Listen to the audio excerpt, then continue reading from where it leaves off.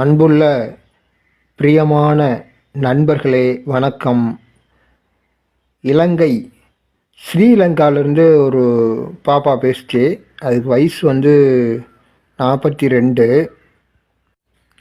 அந்த பாப்பா என்ன சொல்லிச்சுன்னா, எனக்கு இந்த உலகத்தையே பிடிக்கல, எனக்கு இந்த உலகத்தில் திருப்தி கிடைக்கல, எனக்கு திருப்தி வேணும், 100 திருப்தி வேணும், எனக்கு திருப்தியே இல்லை, எனக்கு நிம்மதி இல்லை, ஒரு சந்தோஷமே இல்லை, ரொம்ப கவலையாக இருக்குது. அதனால் நான் நிம்மதியை தேடி திருப்தியை தேடி நான் இமயமலைக்கு போகிறேன்.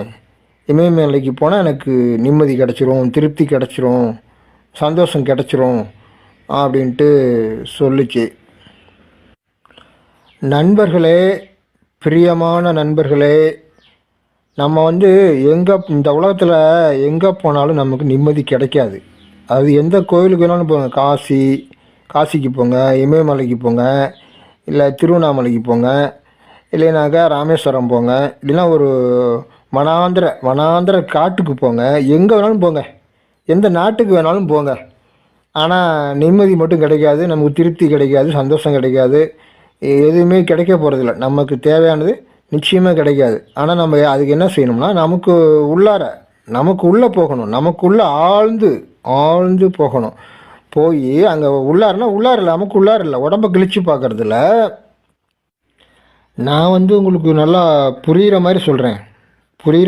அதாவது இப்போ நம்ம முதுகு தண்டுவடத்தை நினச்சாவே, முதுகு தண்டுவடம் அதாவது மூலாதாரம், முதுகு தண்டுவடத்தின் கீழ்ப்பகுதி, அப்படி நம்ம முதுகு தண்டுவடத்தை நினச்சாவே நம்ம உள்நோக்கி போகிறோம், நமக்குள்ளே போகிறோன்னு அர்த்தம்.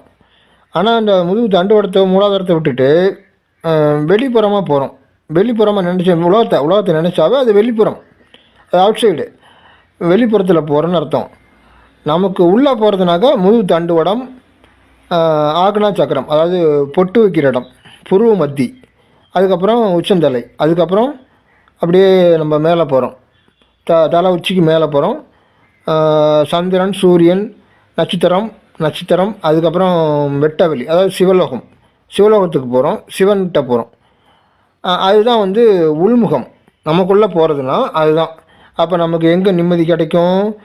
சிவலோகம் வரைக்கும் போகணும், சிவலோகம் வரைக்கும் போகணும். நம்ம சிவனை நினைக்கணும். அந்த சிவம் நானும் ஒன்று தான், நானும் சிவமும் ஒன்றா இருக்கிறோம். இந்த சிவன் தான் நான், ரெண்டும் ஒன்றுன்னா என்ன அர்த்தம்? நம்ம அதெல்லாம் ஒன்றா தானே இருக்கிறோம். நானே சிவம், அவ்வளோதான். அப்படி சும்மா இருக்கணும். அந்த ஒரு பயிற்சி பண்ணும்போது தான் நானே நீயே நான் சிவலோகத்துக்கு போகிறேன், சிவலோகத்தில் இருக்கிற சிவம் நான் தான், ரெண்டும் ஒன்று தான், நானே சிவமாக இருக்கிறேன் அப்படின்ட்டு நீங்கள் சும்மா இருக்கணும். நீங்கள் மௌனமாக இருக்கீங்க. சும்மா இருக்கும்போது ஆட்டோமேட்டிக்காக ஒன்றா தான் ஆகுது. அது தெரியாமல் நிறைய பேர் குழப்பி விட்டுட்ருக்காங்க. நீங்கள் எப்போ சும்மா இருக்கியோ, எல்லாம் நிறுத்திட்டு சும்மா இருக்கியோ, அப்போ அங்கே உடம்பு இல்லை, மனசு இல்லை, எதுவுமே இல்லை. அப்போ சிவம் மட்டும்தான் இருக்கும். என்ன இருக்கும்? சிவம் மட்டும்தான் இருக்கும். நீயே அதுவாகலாம் ஒன்றா இருப்ப. நான் அதுவாக, அது நானாக. வேதாத்திரி மகரிஷி சொல்லியிருக்காரு, தெளிவாக சொல்லியிருக்காரு. நான் தியானம் பண்ணுறேன், தியானம் பண்ணும்போது நான் அதுவாக, அது நானாக இருக்கிறேன் அப்படிங்கிற மிக உயர்ந்த நிலை அப்படின்னு சொல்லியிருக்காரு. அப்படிங்கும்போது அதுதான் நான் நம்மளே சிவமாக இருக்கிறத உணர்றது. அது கடைசி நிலை, கடைசி புள்ளி. அந்த நிலைக்கு நிறைய பேர் போகிறதில்ல. சும்மா அப்படியே மேலோட்டமாக அப்படியே முயற்சி பண்ணுறது, அப்புறம் விட்டுறது. இப்படி தான் எல்லோரும் பண்ணிக்கிட்டு இருக்காங்க. அதனால் அந்த நிலைக்கு நம்ம போகும்போது தான் நமக்கு திருப்தி கிடைக்கும், சுகம் எல்லாமே கிடைக்கும். நிம்மதி, அமைதி, பவர் எல்லாமே, தெளிவு எல்லாமே கிடைக்கும். அப்போ அவனுக்கு குழப்பம் இருக்காது, தெளிவாக இருப்ப. அதான் ஞானம்னு சொல்கிறோம். புத்தர் ஞானம் அடைஞ்சார்னா அதுதான். புத்தர் ஞானம் அடைஞ்சார்னா அவர் எல்லாமே ஒன்றா இருக்கிறத உணர்றாரு. அவரே கடவுள், நானே கடவுள், அவரே கடவுளாக இருக்கிறத உணர்றாரு. அந்த ஒரு தெளிவடைகிறாரு. அதுதான் புத்தர் ஞானம் அடைஞ்சிட்டாருன்னு சொல்கிறோம். அதே மாதிரி நண்பர்களே, நானும் அந்த நிலையை நல்லா உணர்ந்ததுக்கப்புறம் தான் இந்த யூடியூப்பில் வீடியோ போட்டுக்கிட்டு இருக்கேன். தெளிவாக குழப்பக்கூடாது. நம்ம என்ன உணர்ந்தோமோ அதை மக்களுக்கு புரிய வைக்கணும் அப்படின்னு தான் நான் வீடியோ போட்டுக்கிட்டு இருக்கேன். ஆனால் ஒரு சிலரில் பெரும்பாலும் எல்லோரும் என்ன பண்ணுறாங்க, யூடியூப்பில் வீடியோ போட்டு குழப்பி விட்டுக்கிட்டே இருக்காங்க. அவங்க மக்களை வந்து தெளிவுபடுத்துறதில்ல, குழப்பி விட்டுட்டே இருப்பாங்க. அதே மாதிரி அவங்க வீடியோ பார்த்து அதனால் எந்த ஒரு பலனும் கிடைக்காது. என்ன மாதிரி ஒரு ஃபோன் நம்பர் கொடுக்க மாட்டாங்க, வாட்ஸ்அப் நம்பரும் கொடுக்க மாட்டாங்க, வாட்ஸ்அப் போடவும் மாட்டாங்க, எந்த ஒரு தெளிவாக புரிய வைக்கவும் மாட்டாங்க. சும்மா வீடியோ போட்டு மக்களை குழப்பி விட்டுக்கிட்டே இருக்கிறது. அதனால் எந்த பிரயோஜனம் இல்லை. 1% கூட எந்த ஒரு பலனும் பிரயோஜனமும் இல்லவே இல்லை. உதாரணமாக பாருங்கள், என்னுடைய வீடியோவை பார்த்துட்டு நிறைய பேர் நிம்மதியாக தூக்கம் வருதுன்னு சொல்கிறாங்க. எனக்கு தூக்கமே இல்லை, ஒரு குழப்பமாக இருந்தது. ஆனால் உங்கள் வீடியோ பார்த்துட்டு எனக்கு 100 நிம்மதியாக தூங்குனேன். தூக்க மாத்திரை போட்டவங்களாம் இந்த வீடியோ பார்த்துட்டு தெளிவாயிட்டு தூக்க மாத்திரை இல்லாமல் நிம்மதியாக தூங்குறாங்க. நிறைய பேர் வாட்ஸ்அப்பில் சொல்கிறாங்க, நிறைய பேர் சொல்கிறாங்க. எல்லாருமே உங்கள் இதை நான் ஃபாலோ பண்ணுறேன், ஒரு 2 நாள்லேயே எனக்கு வந்து ரொம்ப நல்லா இருக்குது, நல்ல ரிசல்ட் நல்லா இருக்குது, 100 திருப்தியாக இருக்குது, சந்தோஷமாக இருக்குது அப்படின்னு சொல்லி தெளிவாக இருக்குது, நல்லா இருக்குன்னு சொல்லி எல்லாருமே சொல்கிறாங்க. அதுதான் வந்து பலன், ரிசல்ட்டு. இப்போ கூட இந்த ஸ்ரீலங்கா, இலங்கையிலேருந்து பேசின இந்த பாப்பா, இந்த 42 வயசு பாப்பா என்ன சொல்லிச்சு, எடுத்தெடுப்பில் நான் இமயமலைக்கு போகலான்னு இருக்கேன் அப்படின்ட்டு தான் ரொம்ப குழப்பத்தில் பேசிச்சு. அப்புறம் ஒரு 2 நாள் கழித்து என்ன சொல்லுது, நான் இப்போ சந்தோஷமாக இருக்கேன், உங்கள் வீடியோலாம் பார்த்தேன், சப்ஸ்கிரைப் பண்ணியிருக்கேன், உங்களுடைய சேனலை சப்ஸ்கிரைப் பண்ணியிருக்கேன், நான் உங்கள் வீடியோலாம் பார்த்தேன், எனக்கு இப்போ அதேமாதிரி தியானம் பண்ணினேன், எனக்கு ரொம்ப திருப்தியாக இருக்குது, ரொம்ப சந்தோஷமாக இருக்குது, அதனால் நான் இமயமலைக்கு கண்டிப்பாக போக வேண்டிய அவசியம் இல்லை, இமயமலைக்கு போக மாட்டேன், ஏன்னா எனக்கு திருப்தி ஆகிடுச்சு, திருப்தியாக இருக்குது அப்படின்னு சொல்லி திருப்பி 2 நாள் கழிச்சு திருப்பி ஃபோன் பண்ணுது. அதனால் நண்பர்களே, இந்த வீடியோவை பொறுமையாக பாருங்கள், ஸ்கிப் பண்ணாமல் பொறுமையாக பாருங்கள். வாங்க வீடியோக்குள்ளே போகலாம். அதான் என்ன காரணம், எப்படி உங்களுக்கு சந்தோஷமாக மாறினீங்க? நீங்க தியானம் பண்றது மெத்தட் எல்லாம் போட்டிருந்தீங்கல்ல, அப்ப ஒரு 3 நாள் மாதிரி நான் தியானம் பண்ணினேன். நான் ஃபர்ஸ்ட் பார்த்தன்ல இருந்து பண்ணினேன். அப்ப இன்னைக்கு கொஞ்சம் எனக்கு நிம்மதியா சந்தோஷமா இருக்கு. ஏதோ ஒரு நல்ல ஃபீல் ஒண்ணு கூடவே இருக்க மாதிரி ஒரு ஃபீல். ரொம்ப நிம்மதியா சந்தோஷமா இருக்குது. வாட்ஸ்அப்லாம் பாத்தீங்களா? வாட்ஸ்அப்ல பாக்கல, ஏன்னா யூடியூப்ல உங்க சேனல்ல தேடி பார்த்தேன். நான் சப்ஸ்கிரைப் பண்ணிருக்கேன், அதுல தேடி பார்த்தேன். நீங்க வாட்ஸ்அப் போட்டிருக்கீங்க, ஆனா உங்களுக்கு எதுன்னு தெரிய மாட்டேங்குது எனக்கு. ஆனா அதுல இருந்து வணக்கம் ஐயான்னு நான் மெசேஜ் ஒன்று போடுறேன் ஐயா. ஏதாவது அனுப்பிச்சு விடுங்க, அப்பதான் எனக்கு தெரியும். சரி, நான் அனுப்பி விடுறேன். சரி, வேற ஒண்ணும் இல்ல. எனக்கு ரொம்ப சந்தோஷமா நிம்மதியா இருக்கு. ஏன் நான் டெய்லி பண்றேன், நான் பண்ணிட்டு கொஞ்சம் அவங்க கிட்ட சொல்றேன், அப்புறம் வர்ற அனுபவம் எல்லாம் அவங்களுக்கு. இப்போதைக்கு எனக்கு சந்தோஷமா நிம்மதியா இருக்கு. அந்த மனசுல ஏதோ கவலை மாதிரி இருந்ததெல்லாம் இப்போ இல்ல. அதாம்மா, நீங்க வாட்ஸ்அப்ல பேசிக்கிட்டு இருந்தீங்கல்ல?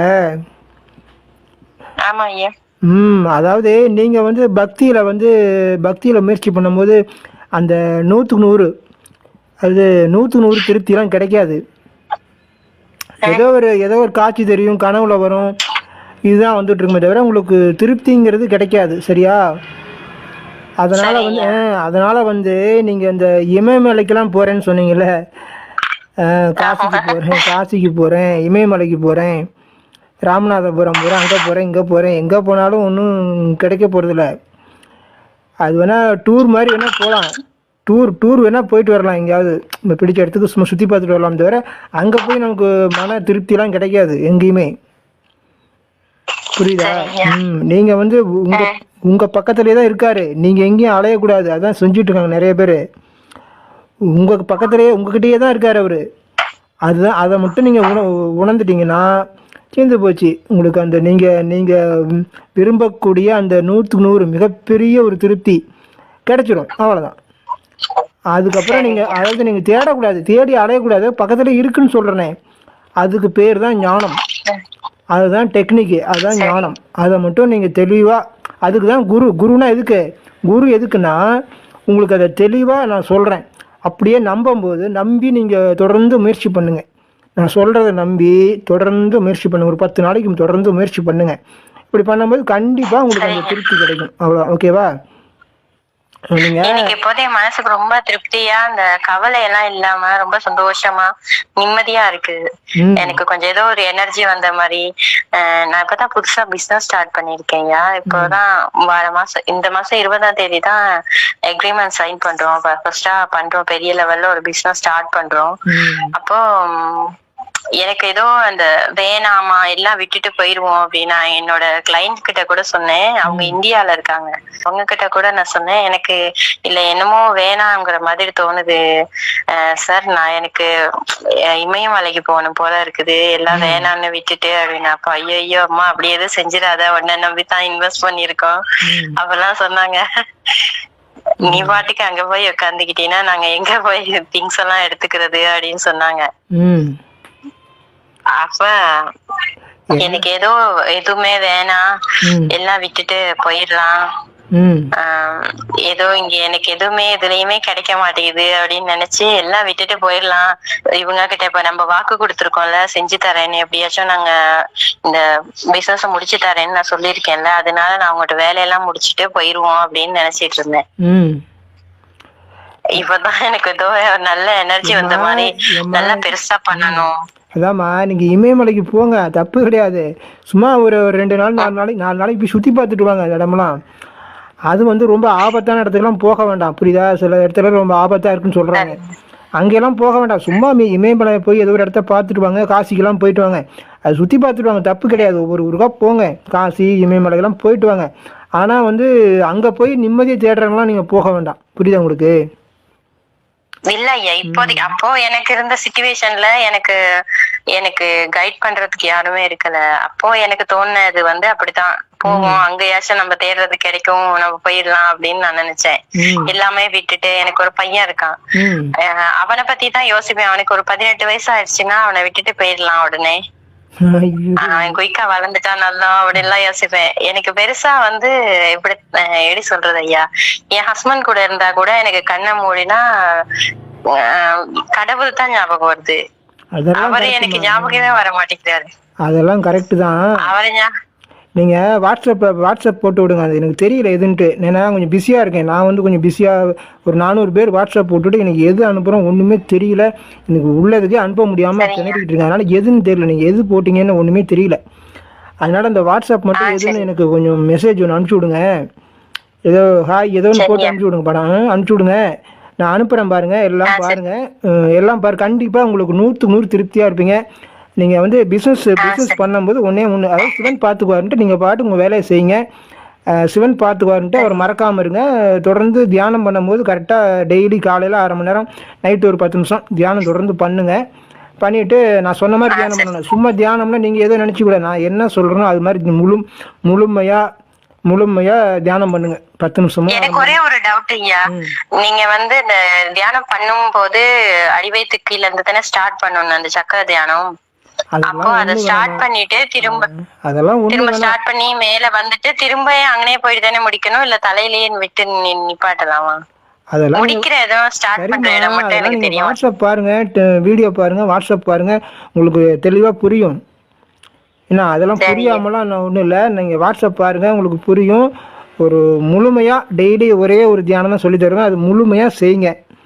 டெய்லி பண்ணிவிட்டு எப்பயுமே அவர் கூடவே இருக்காருங்கிறத மட்டும் மறக்காமல் இருந்துக்கிட்டு நீங்கள் பாட்டுக்கு எதுவாக இருந்தாலும் அவர் பார்த்துக்குவான்ட்டு நீங்கள் செய்கிறதெல்லாம் கரெக்டாக பண்ணுங்கள், பிஸ்னஸ் பண்ணுங்கள், கண்டிப்பாக எல்லாமே வெற்றியாக வரும். கவனமாக செய்யுங்க, அவ்வளோதான். ஆனால் இதெல்லாம் தெரியாமல் ஒரு பிஸ்னஸ் பண்ணும்போது ஏமாற்றிட்டாங்க, நஷ்டமாயிடுச்சு, ஃபெயில் ஆயிடுச்சின்னு சொல்லி தான் எல்லோரும் சொல்கிறாங்க. ஆனால் நீங்கள் இது மாதிரி அவரை பக்கத்துலேயே இருக்கிறாருன்னு மறக்காமல் இருந்துக்கிட்டு செய்யும்போது கண்டிப்பாக 100க்கு 100 எல்லாம் வெற்றியாக வரும், கண்டிப்பாக வரும். ஓகேவா? Okay, thank you. சரி சரி, ஓகே. மனசுக்கு தோணிக்கிட்டே இருக்கும், ஏனே விளங்குது இல்ல சாமி. இன்னும் இப்ப கூட நான் யோசிச்சுட்டு இருந்தேன், என்னன்னா பேசாம இமயமலைக்கு போவோமா, அங்க போய் தியானம் பண்ணுவோமா அப்படிலாம் யோசிச்சு பார்த்தேன். அப்ப எனக்கு நான் தேடுறது எனக்கு கிடைச்சிருமா அப்படின்லாம் யோசிச்சு பார்த்தேன் சுவாமி. அப்புறம் நேத்து தான் ஒரு யாரு சிவயோகி அவங்களோட வீடியோஸ் எல்லாம் கூட பாத்துட்டு இருந்தேன். ம் அங்க இருந்து தியானம் பண்ணவங்க அங்க இருக்கவங்க இருந்தவங்க அவங்கள பத்தி எல்லாம் இருந்துச்சு சுவாமி. ம் பாபாஜி ம் பாபாஜியோட குகை எல்லாம் பாத்துட்டு இருந்தேன். அப்ப நான் யோசிச்சேன், அங்கேயாவது போயிட்டு தியானம் பண்ணா எனக்கு நான் அந்த எதிர்பார்க்கிற அந்த நிறைவு வந்து கிடைக்குமா அப்படின்லாம் நினைச்சு பாத்துட்டு இருந்தேன் சுவாமி. ம் அப்ப பாத்துருக்கும் போது தான் யதார்த்தமா உங்க வீடியோ பார்த்தேன். ம் அப்புறம் 3 வீடியோ கண்டினியூவா பார்த்துட்டு கொஞ்சம் தியானம் பண்ணுவோன்னு நைட்டு தியானம் பண்ணினேன். ம் பண்ணிட்டு தான் தூங்கினேன் சுவாமி. அப்ப எனக்கு ஃபீல் ஆகுனுச்சு, ஆனா ஃபுல்லா நான் எதுவுமே பார்க்கல, அப்படியே தூங்கிட்டேன் நான். ம் அதான் ஒவ்வொரு வீடியோ பாருங்க. சரி சுவாமி. ஏன்னு தெரியல சுவாமி, எனக்கு மனசுக்கு ஏதோ ஒண்ணு கிடைக்காத மாதிரியே இருக்கு. அதை தான் நான் சொல்லிட்டு இருக்கேன். திருப்தி இல்லாத ஒரு எல்லாருமே அப்படி தான் இருக்காங்க. நீங்கள் கடவுளை தேடுறீங்க, அது மாதிரி ஒரு வித்தியாசமாக ஒரு ஃபீலிங் வருது. ஆனால் நிறைய பேர் இப்போ உங்களை மாதிரி இல்லையே, எல்லாம் பணம் தானே தேடுறாங்க. பணத்தை தேடி நிறையா 1,00,000 கோடி 1,00,000 கோடியை சம்பாரிச்சிட்டோம்னா எல்லாம் நல்லா வந்துடும் அப்படின்னு நினைக்கிறாங்களே. நிறைய பணம் தான் நல்லா இருக்கும், திருப்தி ஆகிடும் அப்படின்னு நினைக்கிறாங்க. அப்புறம் 1,00,000 கோடி, அப்புறம் 2,00,000 கோடி ஆகும். எவ்வளோ வந்தாலும் திருப்தி வராது, அந்த மனசுக்கு வந்து திருப்தி வராது. நீங்கள் சொல்கிற சைஸு இப்போ எவ்வளோ நாளாக தியானம் பண்ணுறீங்க? உங்களுக்கு வயசு என்ன ஆகுது? எனக்கு இப்ப 35 வயசு ஆகுது சுவாமி. நான் ஒரு 12 வயசுல இருந்து தியானம் பண்ணிட்டு தான் இருக்கேன். அப்போனா ஒரு நல்ல ஓரளவுக்கு தெளிவு கிடைச்சிருக்குமே. ஆமா சுவாமி. நான் வந்து காயத்ரி சித்தர் முருகேஷ் சுவாமி இருந்தாங்க, அவங்க கிட்ட தான் நான் தியானம் ஃபர்ஸ்ட் பண்ணினேன். இது போய் அவரு வந்து சமாதி ஆயிட்டாங்க. அதுக்கப்புறம் நான் நிறைய சுவாமி எல்லாம் கான்டாக்ட் பண்ணி பார்த்தேன். ஆனா நான் தேடுற ஒரு ஆன்மீகம் ஒண்ணு அவங்க கிட்ட இல்ல. அவங்க வேற மாதிரி தப்பான மாதிரி அப்படியெல்லாம் இருக்காங்க. அவங்க கிட்ட வந்து எனக்கான தேடுதல் வந்து ஃபுல்ஃபில் ஆகல, நான் அதை அப்படியே விட்டுட்டேன். அப்புறம் ஆன்மீக சம்பந்தமான நிறைய விஷயங்கள் படிச்சேன் சுவாமி. கோர்ஸ் அந்த மாதிரி எல்லாம் தேடி படிச்சேன். மந்திரங்கள் அந்த மாதிரி விஷயம்லாம் படிச்சேன். எனக்கு அந்த நான் தேடுறது வந்து எங்கேயுமே கிடைக்கல. தியானம் பண்றேன்னா சுவாமி, நான் வந்து தியானம் பண்ணுவேன், மனசை ஒருநிலைப்படுத்தி என்னால தியானம் பண்ண முடியும். ஆனா எனக்கு கடவுள் இப்படித்தான் இருக்காருங்கிறத என்னால கண்டுபிடிக்க முடியல. மனசை நான் ஒருநிலைப்படுத்தி இது வரைக்கும் தியானம் பண்ணிருக்கேன். நான் தியானம் பண்ணினேன்னா எனக்கு மனசுக்கு திருப்தியா நிம்மதியா எந்த சுத்தி எந்த இதுவுமே இல்லாம இந்த மனசை ஒருநிலைப்படுத்தி தியானம் பண்ண முடியுது. ஆனா நான் அந்த தேடுற அந்த கடவுளை மட்டும் என்னால காண முடியல. கனவுல எல்லாம் வந்திருக்காரு சிவன் சுவாமி. எனக்கு வந்து சிவனை உணரணும்னு சொன்னேன் சுவாமி. எனக்கு என்னன்னா நான் ட்ரை பண்றேன், எனக்கு அவரை பார்க்க முடியல. அதாம்மா, இப்போ பக்தி மார்க்கத்தில் ஒரு லிங்கத்தை வச்சுக்கிறாங்கல்ல, அது பக்தி மார்க்கம். ஏதோ ஒரு உருவம் சிவன்னா அதுக்கு ஒரு லிங்கம் வச்சுக்கிறாங்க, அல்லது ஜடாமுடி வச்சுட்டு இருப்பாரு அப்படிங்கிற மாதிரி ஒரு நினைக்கிறாங்க. ஆனால் நான் என்ன சொல்கிறேன்னா, ஞான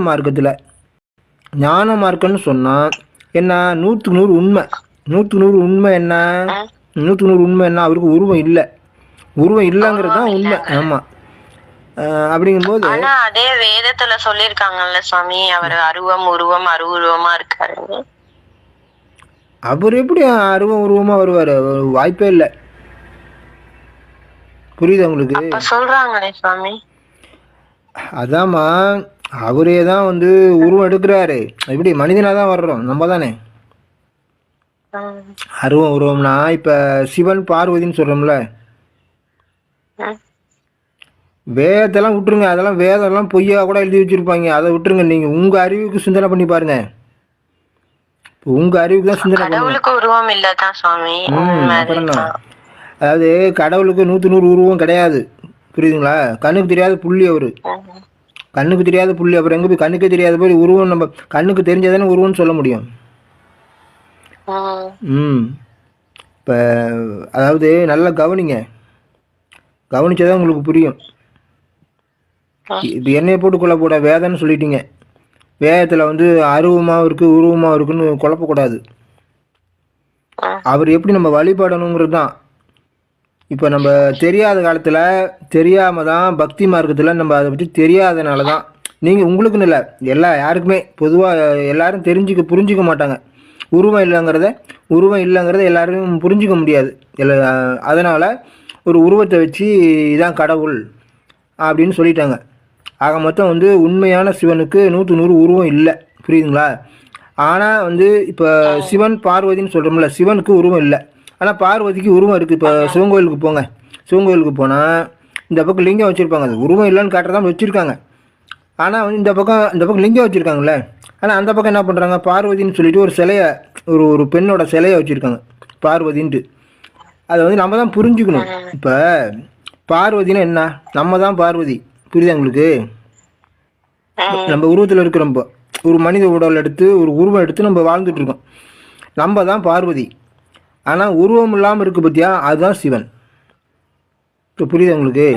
இப்போ சிவன்கிறது சிவனுக்கு உருவம் இல்லை. அவர் எப்படி இருக்காருன்னா, நான் சொல்லியிருக்கேன் வீடியோவில், அவர் வந்து கரண்ட்டு மாதிரி இருக்கார். எப்படி இருக்கார்? ஹை டென்ஷன் பவராக இருக்கக்கூடிய கரண்ட்டு, அதுதான் சிவன். அப்போ அந்த கரண்ட்டுக்கு உருவம் இருக்கான, உருவம் இல்லை. ஏதோ ஒரு ஒயரை போட்டிருக்கோம், அந்த ஒயரில் கரண்ட் இருக்குது, போயிட்டுருக்கு, ஆனால் உருவம் இல்லை. ஆனால் வந்து நம்ம வீட்டில் இருக்க motor, fan, mixie, grinder, washing machine, fridge எல்லாத்துக்கும் உருவம் இருக்குது. அது ஒரு மிஷின். அதே மாதிரி தான் நம்ம உடம்பு மனசுலாம் ஒரு மிஷின், நம்ம ஒரு கருவி.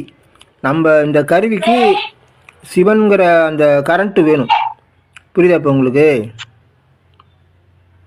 நிறைய பேர் தவறாக புரிஞ்சுக்கிறாங்க. நம்ம யார்? நம்ம தான் முருகன், நம்ம தான் பார்வதி, நம்ம தான் விநாயகர், நம்ம தான் பெருமாள். எல்லாமே இந்த உருவத்தில் வர்ற அத்தனை நம்ம தான், நம்மளே தான்.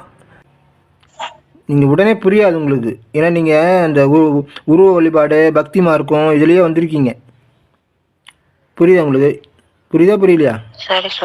நீங்கள் வழியாக பரம்பரையாக வழியாக சின்ன குழந்தையிலிருந்தே அது மாதிரி பக்தி மார்க்கத்தில் லிங்கம்னே பேசுகிறீங்க. இல்லை ஏதோ அது என்ன தங்கத்தில் செஞ்சால் என்ன, அது மரகதத்தில் செஞ்சால் என்ன, எவ்வளோ பெரிய லிங்கமாக இருக்கட்டும், எவ்வளோ பெரிய கோயில் வேணாலும் கட்டி வைக்கிட்டோம், புரியுதா உங்களுக்கு? எவ்வளோ பெரிய கோயில் வேணாலும் கட்டி வைக்கிட்டோம், அதெல்லாம் ஒன்றும் கிடையாது.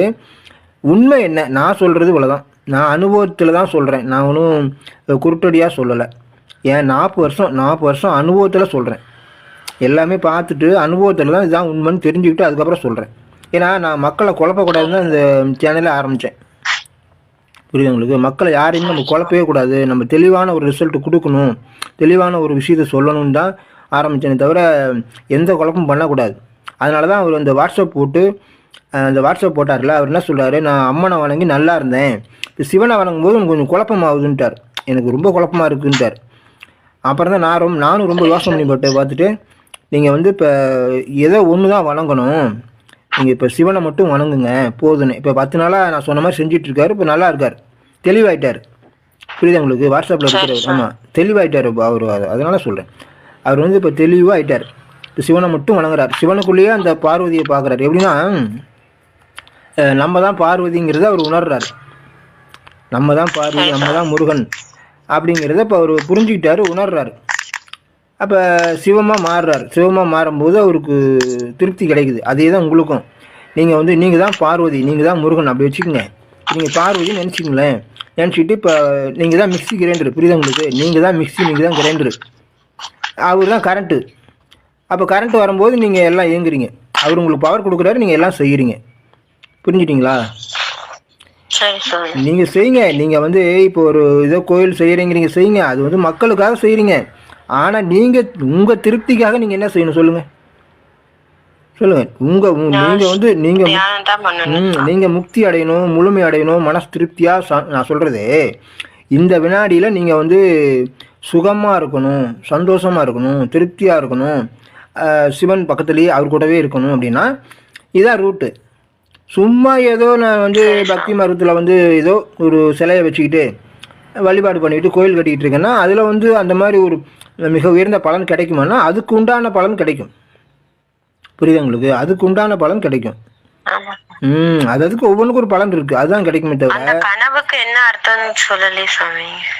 அது நீங்க அப்ப என்ன தியானம் பண்ணிக்கிட்டு இருந்தீங்களோ அதுக்கு தகுந்த மாதிரி ஒரு கனவு வந்திருக்கும், புரியுதா உங்களுக்கு? அப்ப நீங்க ஒரு தியானம் பண்ணி அர்த்தம் எனக்கு இன்னும் புரியவே மாட்டேங்குது. அன்னைக்கு தியானம் பண்ணேன், அந்த நேரம் இருந்த ப்ராப்ளம்ல தியானம் பண்ணேன் சுவாமி. இங்க வீட்டுல நிறைய பிரச்சனை இருந்துச்சு. அதாவதுமா ஒண்ணு தெரிஞ்சுக்க, இந்த கனவுக்கு வர அர்த்தமெல்லாம் போட்டு குழப்பிக்காத. அப்ப இருந்த சூழ்நிலை, அப்ப இருந்த இதை வச்சு ஒரு கனவு வந்திருக்கும். அது என்னன்னா, ஏதோ கோயில் செஞ்சு ஒரு கோயில் இருந்திருக்கும், அது நீங்கள் இப்படி குப்பையாக போட்டு வச்சுருக்கீங்களே அப்படிங்கிற மாதிரி கூட வந்திருக்கலாம். ஆனால் இந்த கனவுலாம் போட்டு குழப்பிக்காத, அது விட்டுரு, இந்த கனவே சுத்தமாக விட்டுரு. இப்போ உன்னுடைய லட்சியம் என்ன? இப்போ உன்னுடைய லட்சியம் என்ன? நீ எதை நோக்கி போகிற? உனக்கு என்ன கேட்ட? கடவுளெல்லாம் நீ சொன்ன மாதிரி ஊர் ஊராக போய் இமயமலைக்கு போய் காசிக்கு போய் ராமேஸ்வரம் போய் அங்கே போய் இங்கே போய் எங்கே போய் நீ போக வேண்டாம். அது சும்மா அதெல்லாம் டூர் போகிற மாதிரி, அதெல்லாம் டூர் போகிற மாதிரி ஒன்றா போயிட்டு ஒரு இடத்துக்கு போகணுன்னா காசு இருந்துன்னா ஒரு இடத்துக்கு எங்கே வேணாலும் போ, எந்த பக்கத்தில் இருக்க கோயிலுக்கு போ, எங்கே வேணாலும் போ, காசு இருந்தால் வாய்ப்பு இருந்தால் போ, ஒரு டூர் தான். மற்றபடி கடவுளை அங்கேயும் இங்கேயும் போய் தேடி அலைஞ்சு கண்டுபிடிக்கிறது அல்ல. ஏன்னு சொன்னால் அவர் உங்கள் பக்கத்தில் தான் இருக்கார், பர்மனெண்ட்டாக எப்பயுமே உங்கள் பக்கத்தில் தான் இருக்கிறாரு. அது நீங்கள் தான் ஃபீல் பண்ணணும். நீங்கள் தான், அதுக்கு தான் நான் சொல்லிக்கிட்டு இருக்கேன். நீ ஒரு 10 நாளைக்கு ஒரு வாரத்துக்கு நைட்டு தூங்கும்போது நல்லா தியானம் பண்ணிவிட்டு, நான் சொல்கிற மாதிரி தியானம் பண்ணணும். நீங்கள் பாட்டுக்கு வேறு ஏதாவது தியானம் பண்ணக்கூடாது. நான் அந்த வீடியோலாம் சொல்லியிருக்கேன். அது அப்படி தான் 5 நிமிஷத்துக்கு ஒருக்கா கட் ஆகும். இலங்கையிலேருந்து பேசுகிறீங்களா, ஸ்ரீலங்கா தானே, அதனால் அப்படி தான் கட் ஆகும். 5 நிமிஷம் 6 நிமிஷம் கட் ஆகிடும். அதாவதுமா கடவுளுங்கிறது எங்கேயோ போய் தேடுறதில்ல, நம்ம பக்கத்துலேயே இருக்கிறாரு. நமக்கு தெரியல, நம்ம ஃபீல் பண்ணலை, அவ்வளோதான். அப்படி 100க்கு 100 ஃபீல் பண்ணும்போது உங்களுக்கு அந்த திருப்தி கிடச்சிடும். புரியுது உங்களுக்கு? அதுக்கு நம்ம என்ன முயற்சி செய்யணும்? தினம் இரவு தூங்கும்போது ஒரு 5 நிமிஷம் 10 நிமிஷம் நல்லா தியானம் பண்ணி, நான் சொல்கிற மாதிரி தியானம் பண்ணணும். அது வீடியோவில் சொல்லியிருக்கேன், அதில் பாருங்கள், உங்களுக்கு புரியுங்க எப்படின்ட்டு. தியானம்னா என்னங்கிறது நான் ஒரே ஒரு தியானம் தான் சொல்கிறேன். அந்த ஒரு தியானம் எப்படிங்கிறது வீடியோவில் ஏற்கனவே சொல்லியிருக்கேன், அந்த வீடியோவில் போய் பாருங்கள்.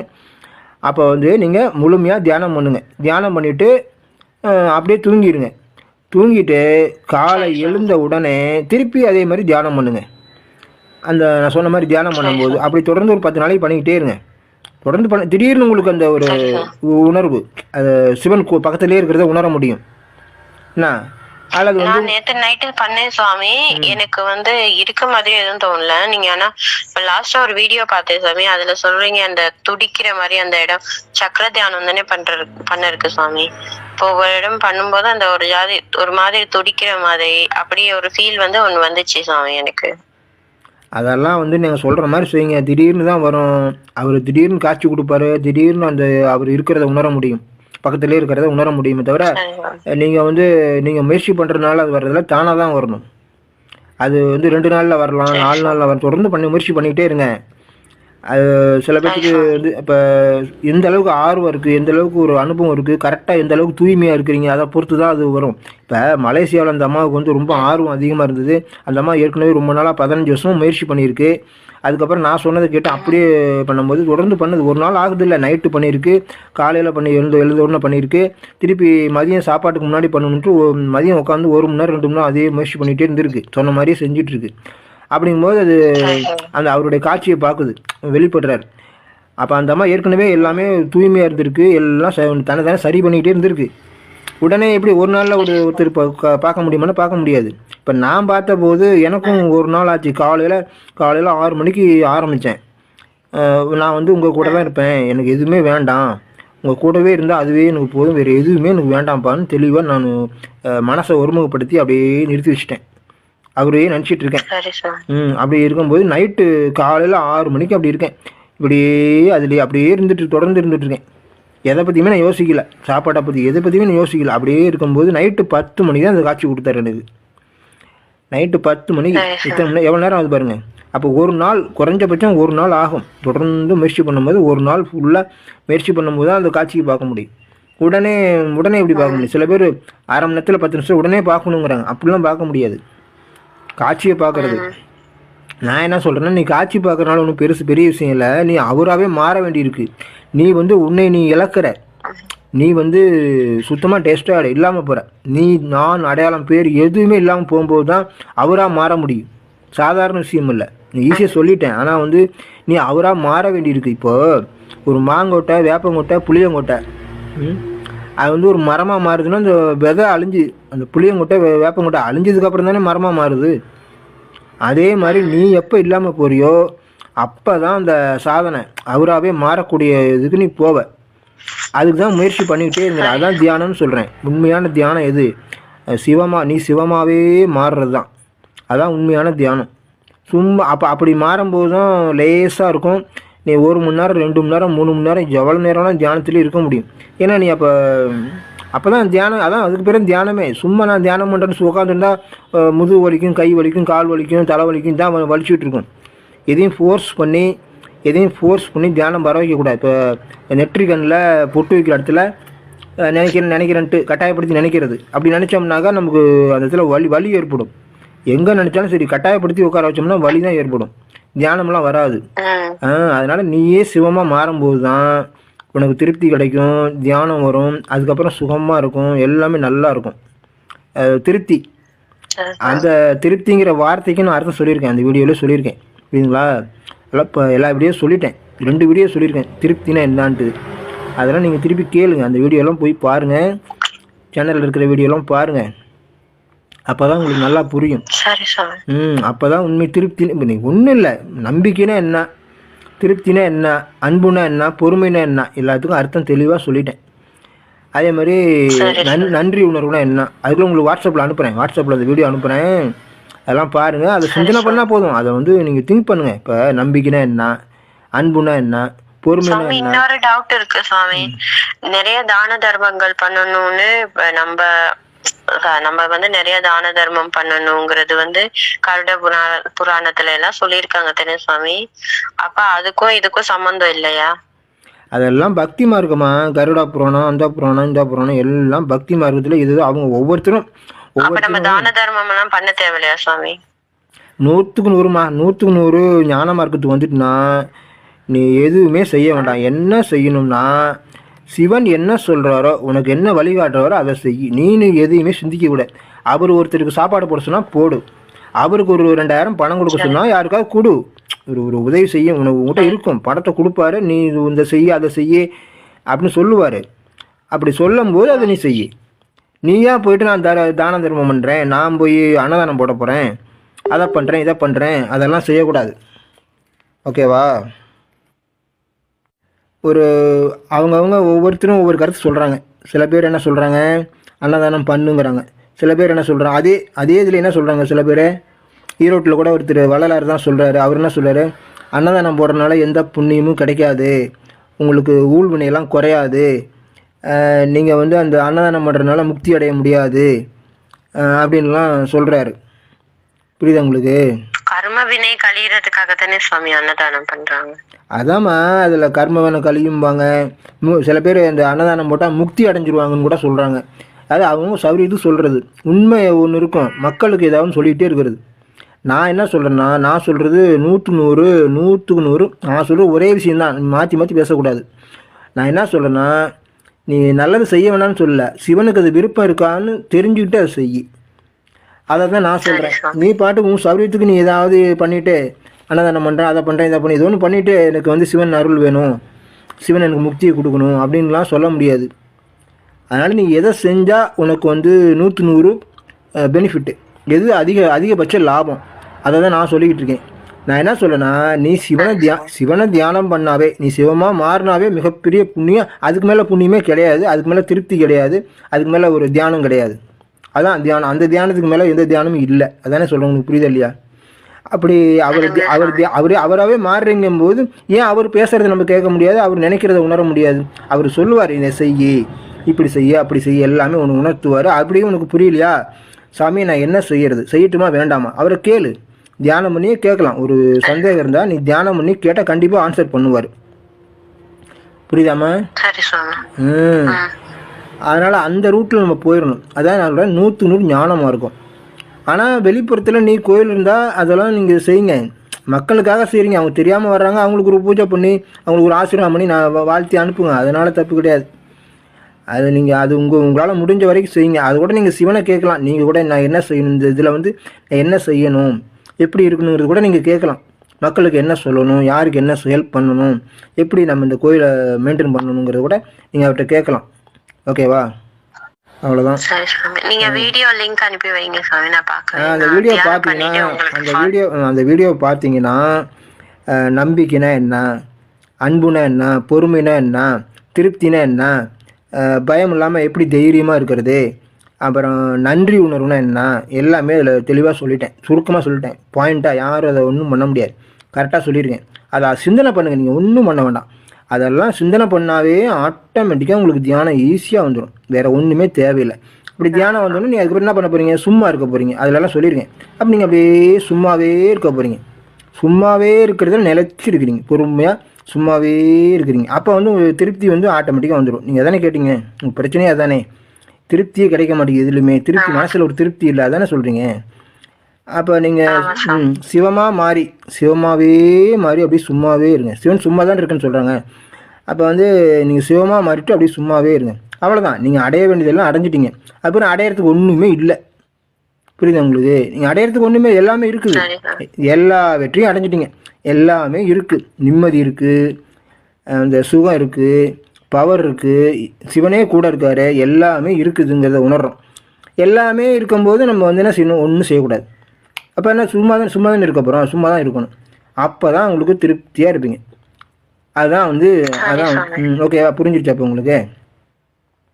சரி, வாட்ஸ்அப் அனுப்புகிறேன் பாருங்கள். ஓகேவா? தேங்க்யூ. தேங்க்யூ.